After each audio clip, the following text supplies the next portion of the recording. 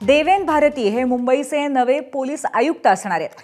35 वर्ष उल्लेखनीय सेवा बजावणारे विवेक फणसळकर आज सेवानिवृत्त होत आहेत आणि विशेष पोलीस आयुक्त देवेन भारतींकडे मुंबई पोलीस आयुक्त पदाचा कार्यभार सोपवण्यात आलेला आहे।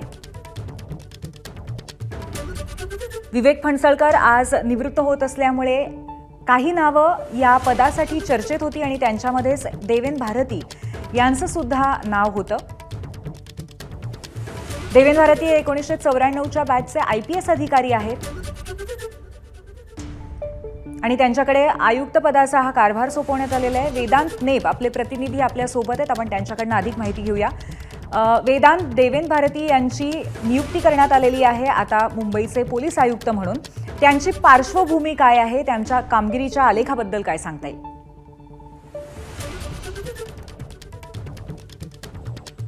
पूर्वी आपण बघितलं विवेक फणसळकर हे वयोमानानुसार आज सेवानिवृत्त झालेले आहेत आणि नवे मुंबई पोलीस आयुक्त कोण यामध्ये अनेक नावांची चर्चा होती, ज्यामध्ये सदानंद दाते, संजय कुमार वर्मा, महिला अधिकाऱ्यांचं सुद्धा एक नाव होतं आणि यामध्ये देवेन भारती यांचं नाव आघाडीवर होतं। आणि ज्या प्रकारे गृह विभागाचा शासन आदेश आलेला आहे त्यामध्ये मुंबईचे नवे पोलीस आयुक्त म्हणून देवेन भारती यांची नियुक्ती करण्यात आलेली आहे। ते आता पदभार स्वीकारतील।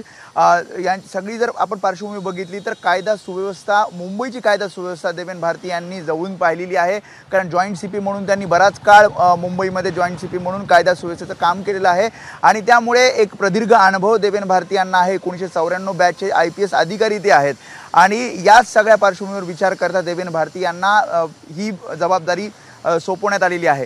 याआधी आपण बघितलं तर मागच्या काही वर्षांपासून देवेन भारती हे मुंबई विशेष पोलीस आयुक्त म्हणून काम पाहत होते। खरं तर हे पहिलंच पद निर्माण केल्यानंतर हे पहिलेच अधिकारी होते देवेन भारती, ते हे काम बघत होते आणि आता जेव्हा विवेक फणसळकर हे निवृत्त होत आहेत तेव्हा आता देवेन भारती यांच्यावर मुंबई पोलीस आयुक्त पदाची ही जबाबदारी सोपवण्यात आलेली आहे। त्यामुळे मुंबईच्या सर्व प्रश्न, कायदा सुव्यवस्थेचे प्रश्न हाताळणारे हे IPS अधिकारी आहेत आणि त्या दृष्टिकोनातूनच विचार करून त्यांना ही नवी जबाबदारी दिल्याची माहिती आहे।